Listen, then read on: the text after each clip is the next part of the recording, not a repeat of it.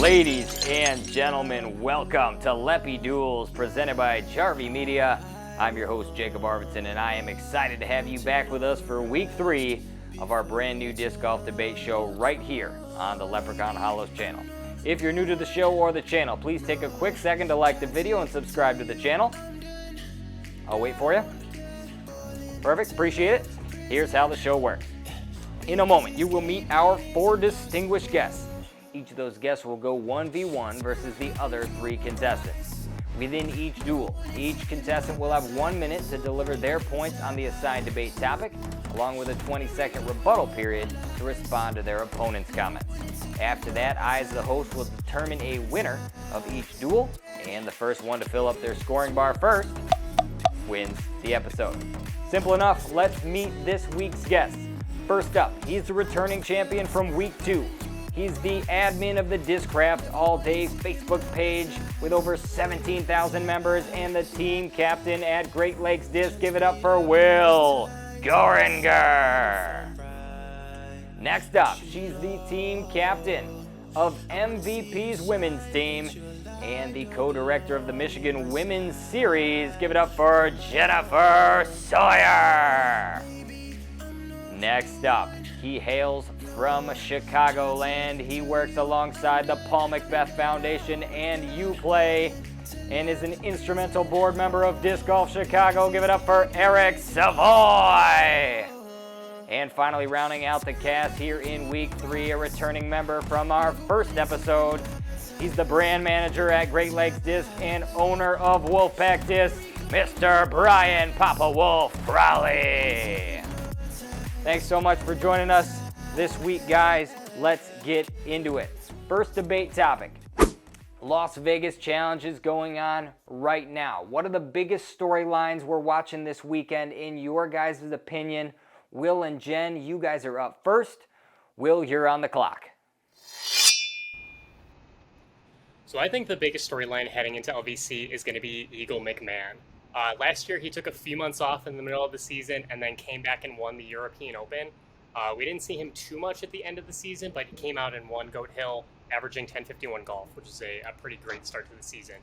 He showed lots of maturity in his play during the round, laid things up, shots were controlled but not too aggressive, but he did still show a little bit of anger after 3-putting a hole. So he's no stranger to the big stage, but we'll definitely see how he's going to carry that win into LBC, especially since he's going to be on lead card or feature card with Simon, his ex-Discmania crush boy. So it'll be very interesting to see how he plays, especially after coming off a hot win at Goat Hill. Absolutely. Jen, what are your thoughts?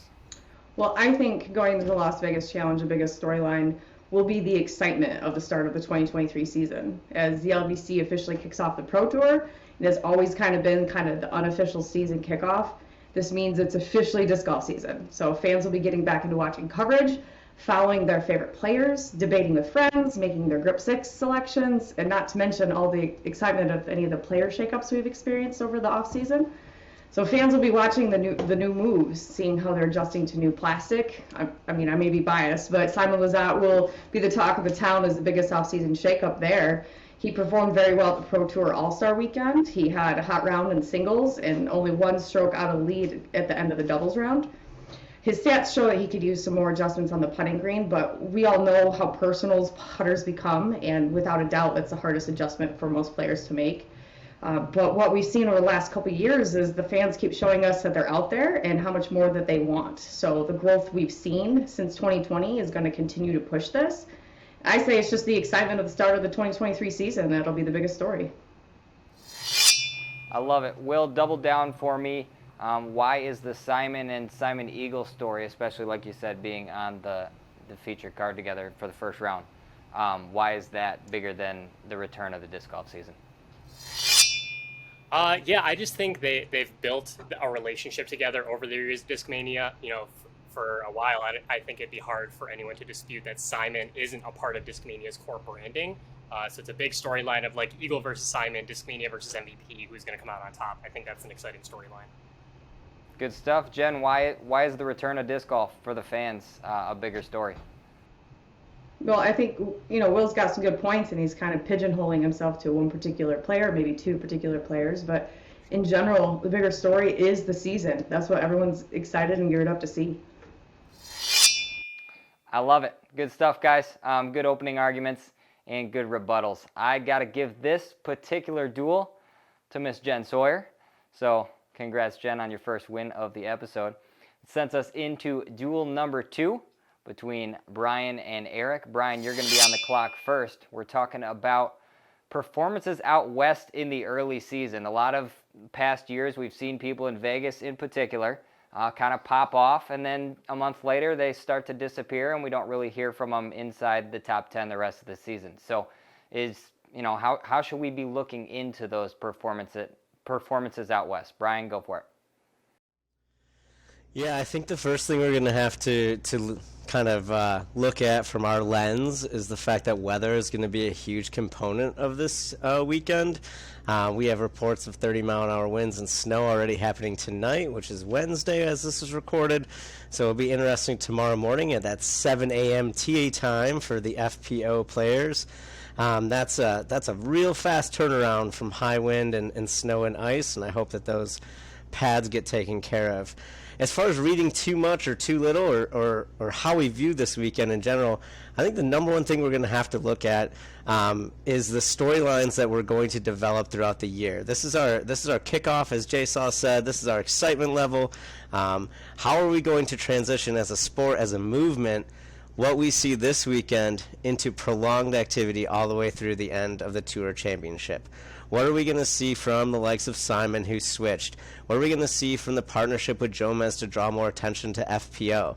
These are going to be things that we're going to be talking about from stop 1 to stop 2 all the way through the end. My personal excitement, I'm excited to see Kyle Klein absolutely shred in Vegas. I'm calling it now.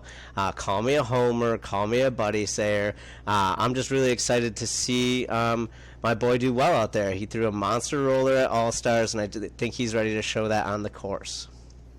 Beautiful. Eric, why should we or shouldn't we read into the performances out west early in the season? Well, Brian, I got to say I'm also very excited about Kyle.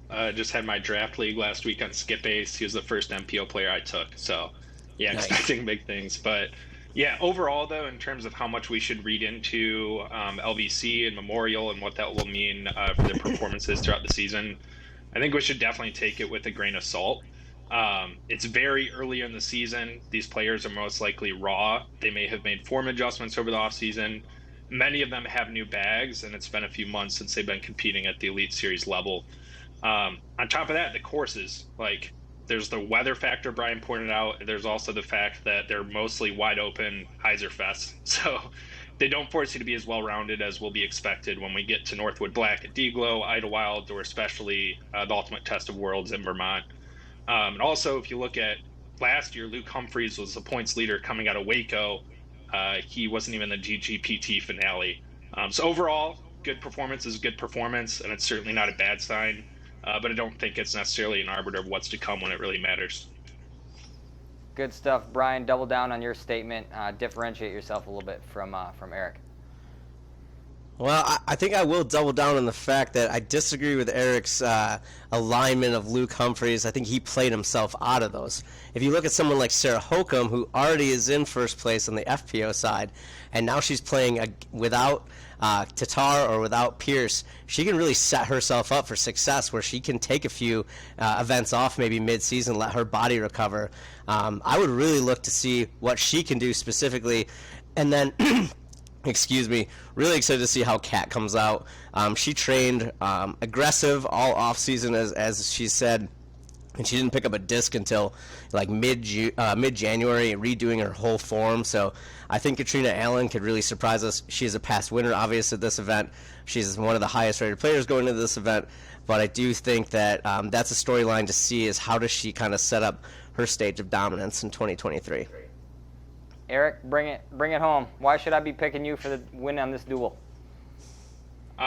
Yeah, so I think it depends like what you're valuing in the question in terms of what it means for the season. I think, Brian, you seem to have a little bit more focus on like the overall storylines and how those will develop, whereas I'd say I'm a little more focused on like the actual play and where these players are landing with their positioning. I'd say aside from Luke, some other examples that come to mind are AB as well as Ezra, who tend to do well in the early season, more open courses, and haven't held strong. Same time, though, I think they could improve.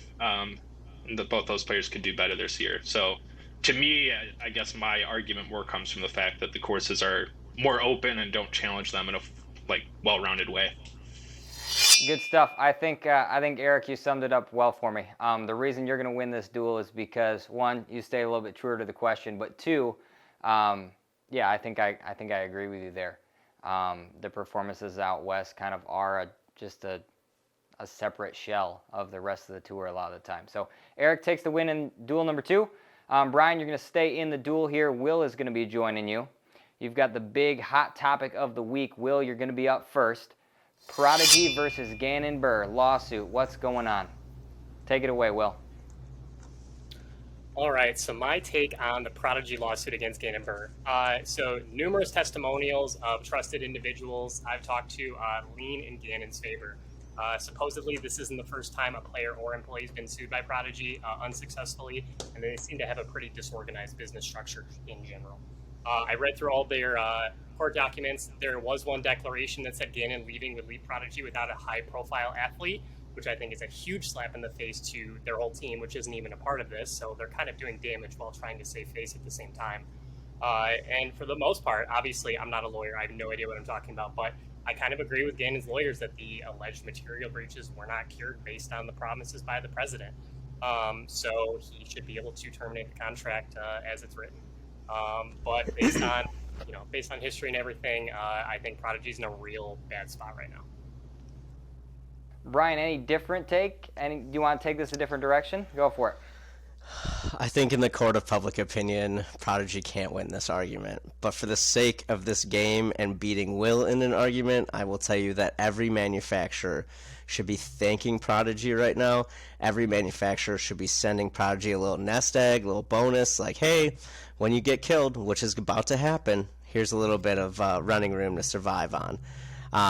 We've seen players not hold up their end of the contract and just walk away. We've seen it with high-profile names, and then we've seen a little bit behind the scenes as far as like, oh, I'm sorry, here's a little bit of money to cover that, and we saw a little bit more public this year. But this is exactly what our sport needed. Again, Prodigy probably the worst manufacturer to take this challenge on right now, but definitely a worthy challenge. I think from a bigger whole, larger disc golf picture, this is great for the sport. I think it's going to make players abide by their contract better. I think it's going to make contracts from manufacturers be better in general. And I think that, I know I'm sorry, but this is better for the sport in the long run. It may look ugly now because it's a manufacturer suing a child, for lack of a better way to put this, but it is a long-term success thing for our industry.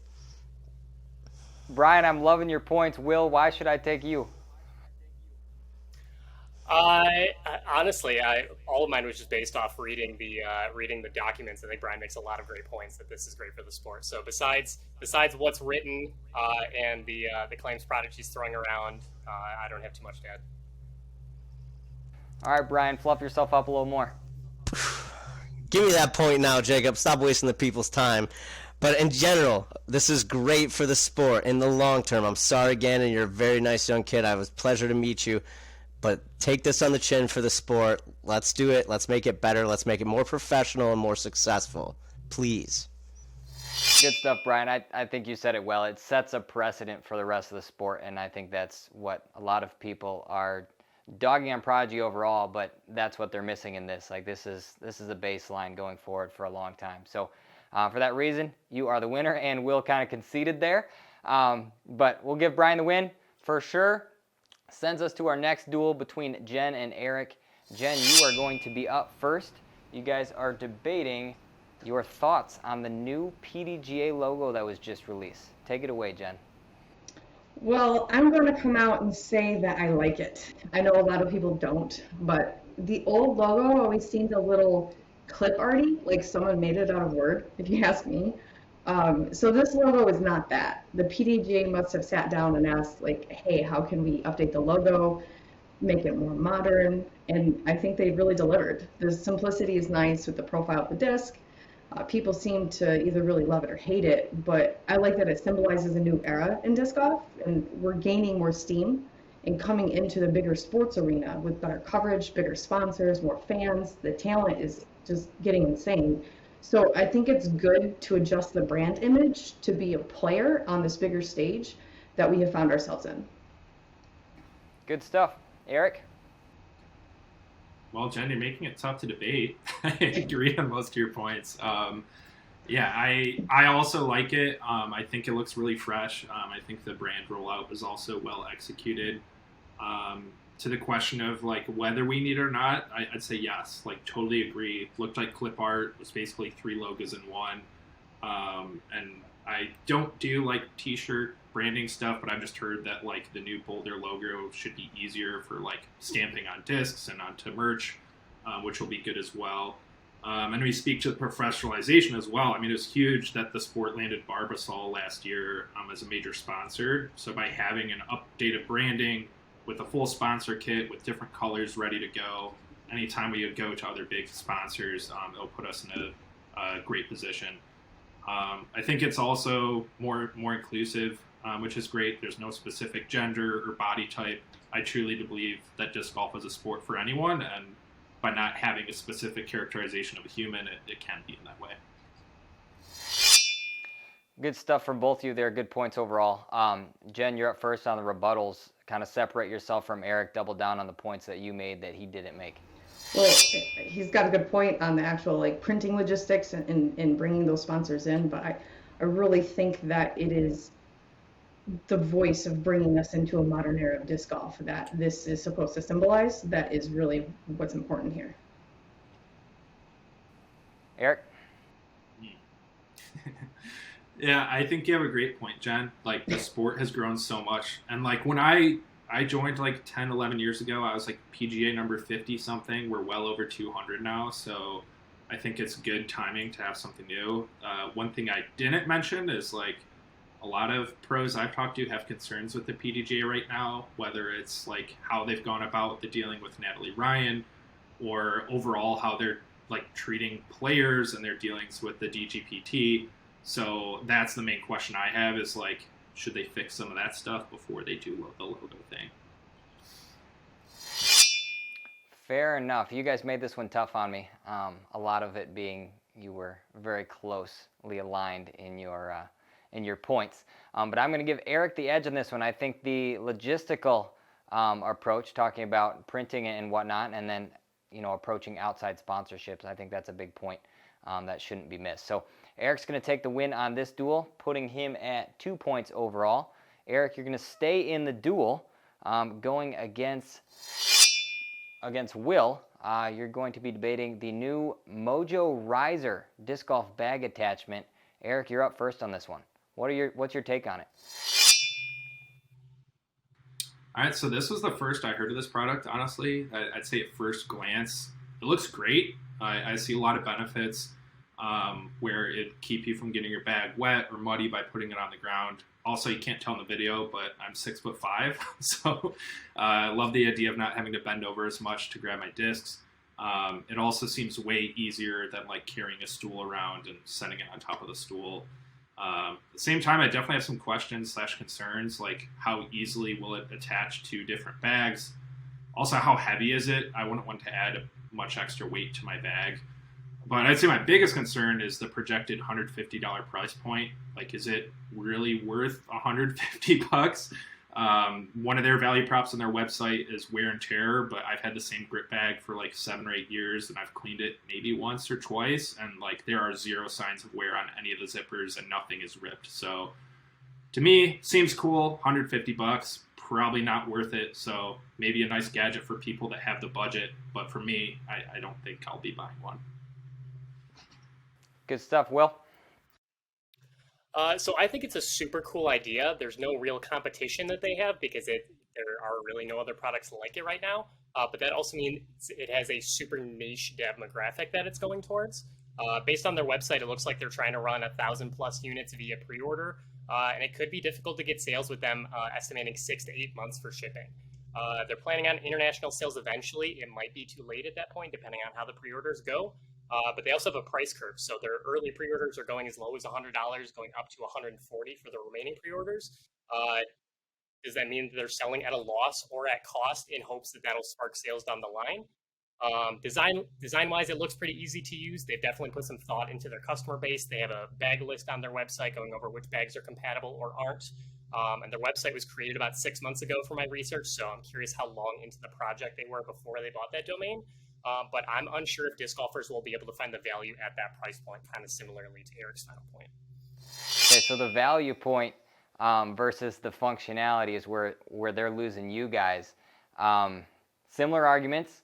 Eric, you get to go first on the rebuttal. Separate yourself a little bit from Will if you can.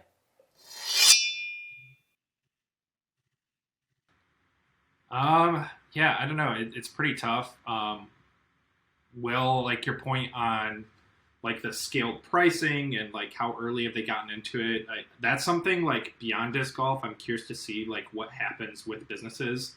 We saw it with Amazon was the first big example where they just ran at a loss forever, gained a market share, then they were able to like become profitable. So I imagine they're taking that approach, but can you do that in such a niche sport? I don't know. So yeah, I like your business points. I'm curious to see how that plays out. I'd say my argument mostly comes down to like the price point.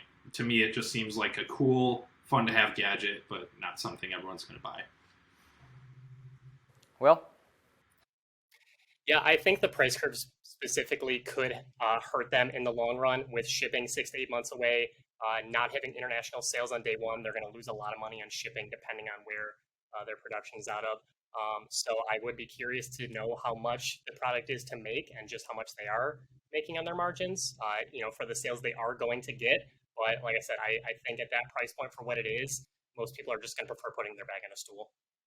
So like I said, you guys are very similar, attacking the price point, which I think that's the right thing to look at here. Doesn't matter about how cool the product is.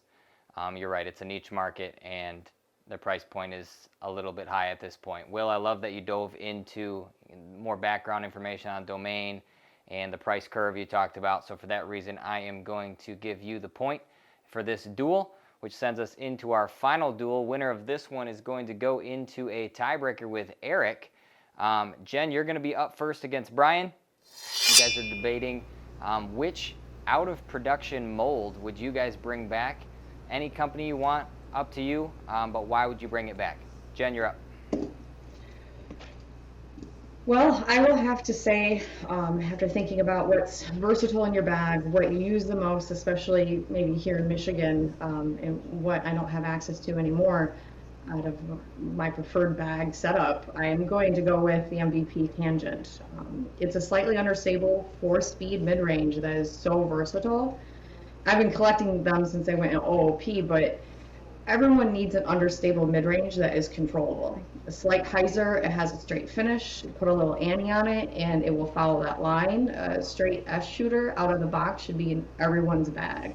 And the Tangent, it just fits that profile for me, and I think that is one of the most versatile molds everyone needs in their bag. Brian? Well, every major manufacturer has an understable mid-range. This is true. And then some of them even have it in 4s or 5s. But there's only one out-of-production disc that can't cover from all major manufacturers. And that's your friend and mine, Richard J. Engelman's favorite disc, the Arobi Epic. We need to bring the Epic back to full production. What have we done for this? We've researched where Epic sold the mold to. We've then researched and contacted that company, which is no longer in America. And they have told us politely to F off. But we will still continue to reach out. We not only have 2 major manufacturers interested in molding that for us, we now have 2 competing stores looking as well from Great Lakes Disc, because we're joining forces and we need the Epic. We don't need the $150 eBay Epic. We need the $19.99 piece of rubber that confuses any player, whether they're throwing it backhand, forehand, or over their head. Bring the Epic back. Make 2023 great again. Bring it. I love it, Brian. Jen, why should we bring back the Tangent before we would think about the Epic? Well, Brian wants to bring back a disc that literally no one but Dick throws. Who needs that? Who wants that? You're going to waste time in manufacturing costs. You're going to waste time in everyone's time just trying to get them to buy it again. I think it's a waste of time, and good for you finding two people who are interested in manufacturing it. Good luck. That's all I got for you. I'm going to take that as my cue, Jacob. Yes, good luck to us, because it would be successful, because we're bringing back a product that people actually might want, people actually might need, that is not currently available. Everybody has an understable mid-range. May I suggest the Soul from Discraft? It's far superior to the Tangent. Thank you so much. Have you ever thrown one, though? So how do you know? Yes, I have, right into the trash. Some shots fired here by Brian.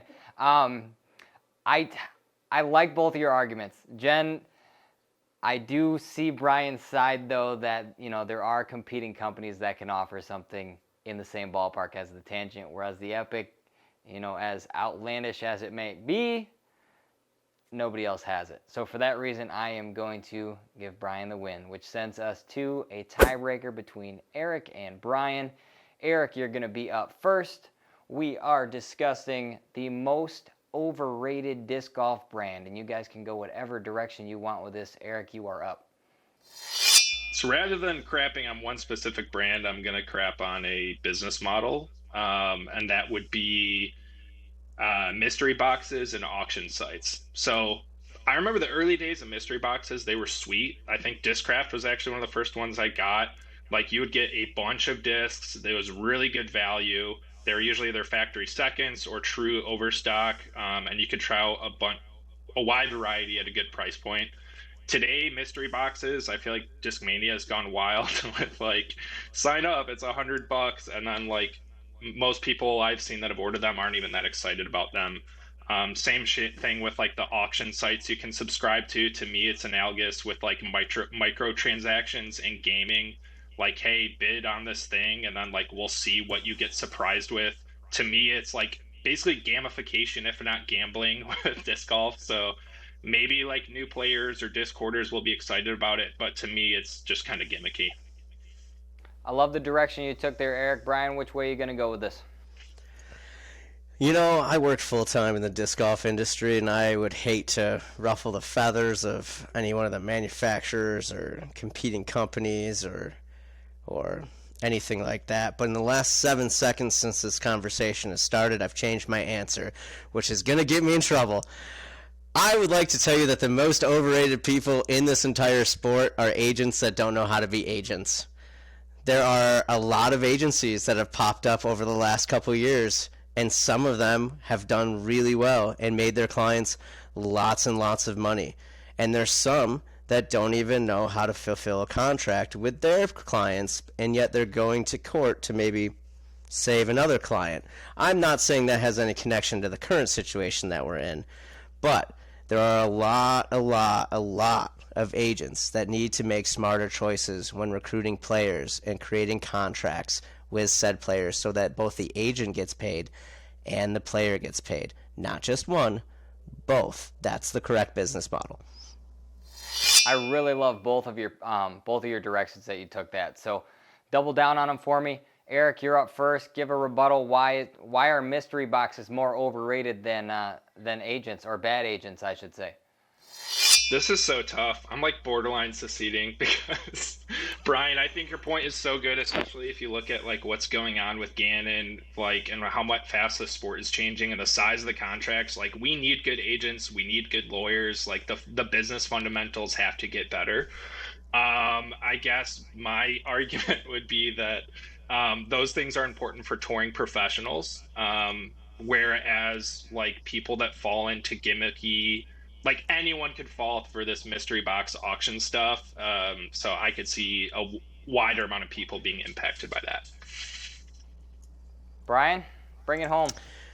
Yeah, you can get some great mystery boxes at GreatLakesDisc.com. You can use Will or Jennifer's code to save yourself 10%. But on top of that, agents shouldn't be DMing me in the middle of the night when my email is very, very public and things like that. Just easily find my email, call the store. We'll get you the right people's emails, the right people's phone numbers. You know who you are. I won't make this weird. Have a great day, everyone. Good stuff, Brian. You couldn't drop the Leprechaun Hollows discount code on there? Oh man, I thought you guys were like so full of everything that you didn't need it anymore. That was your chance right there. No, great argument, both of you, but I think Brian did take it up another notch. I think that was a great point on the agents. Well said. Awesome stuff. Brian gets the tiebreaker win and wins episode 3 of Leppy Duels. Congratulations. I'm so excited that I'm going to start off with reminding you that you can save 10% by using Leprechaun Hollows discount code at GreatLakesDisc.com. And while you're doing that, save that 10%, because if the average person buys 10 discs a year, we want one of those to be free by using one of our players' discount codes. More importantly, that money that you save, spend it on the Disc Golf Network. It is the biggest investment that any of us as players, fans, people in the industry can do to provide our sport the boost that it needs. There is such a huge ROI when people are watching this, whether it's live, post-production, using the Disc Golf Network app. It is so important to continue to attract more money, bigger sponsors, and maybe even better athletes turning to our sport as more eyes are looking at it, bigger magnifying glasses are looking at it, and bigger purses. Please spend the extra $7 a month if you're a PDGA member, or $14 if you're not, to subscribe to Disc Golf Network. Do it today. Do it early before everyone is doing it. Awesome. Good speech, Brian. I like it. Disc Golf Network is going places and they need help. Awesome. Congrats again to you on winning the episode. Thank you, Will, Jen, Eric, and Brian for joining us here today on episode 3. We look forward to seeing all 4 of you guys in the future on some future episode. And everybody at home, don't forget to like and subscribe to the Leprechaun Hollows channel. We will see you next week.